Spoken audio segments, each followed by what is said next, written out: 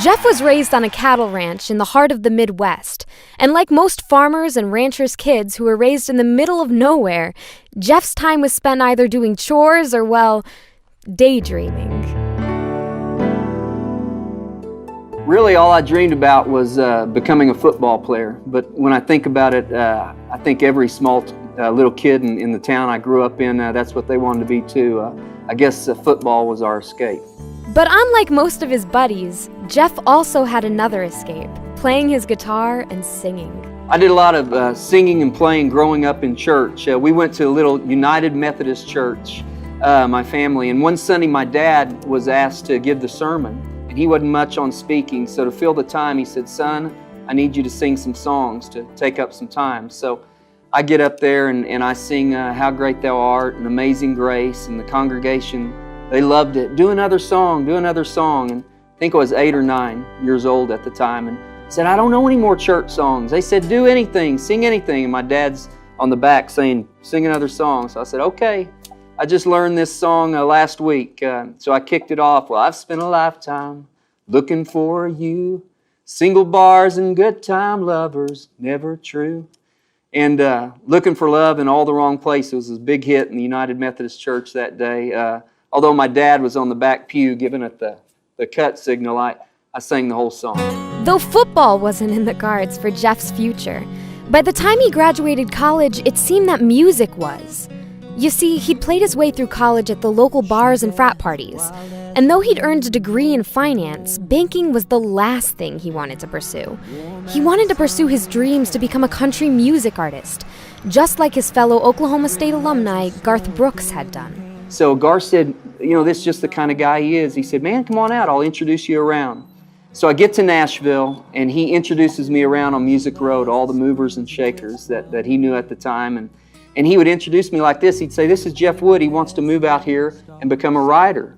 And I thought to myself, no, I didn't say it out loud. I want to move out here and be a singer like you and make records. But little did I know at the time that you didn't move to Nashville to do that. You moved to Nashville to pay your dues and learn the craft of writing songs.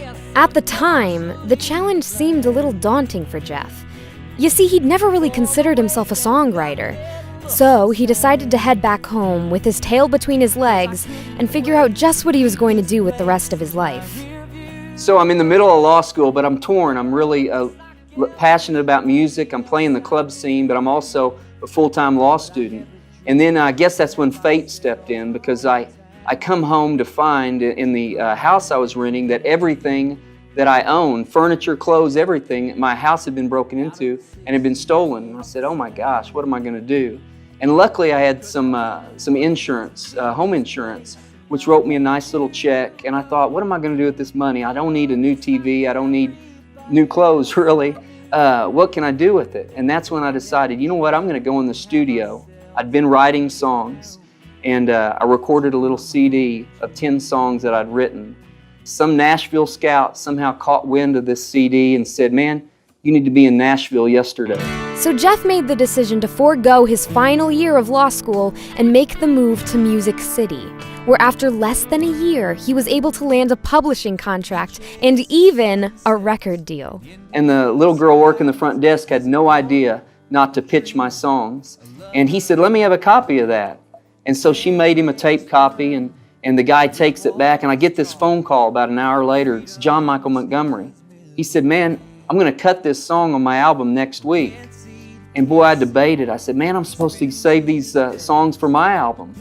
But I went ahead and I said, "Okay, cut the song." It's probably the best financial decision I ever made. His album sold 7 million copies, multi-platinum.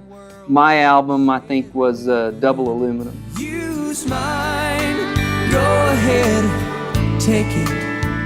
Man, I thought everything was going as planned. I was on the road playing, just opening up for Wynonna Judd, one of the best artists out there, with just me and a guitar. And my second label was taking off, and only to find out when I'm on the road that the label was shutting its doors, which happens often.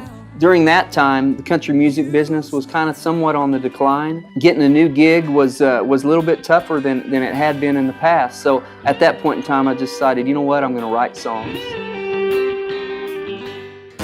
in front. Though the dream of signing a big record deal no longer consumes him, the dream of performing and writing will never leave him. Both will always be a part of who Jeff is. Not to mention his new dream of showcasing those who have the gift to sing and play and write.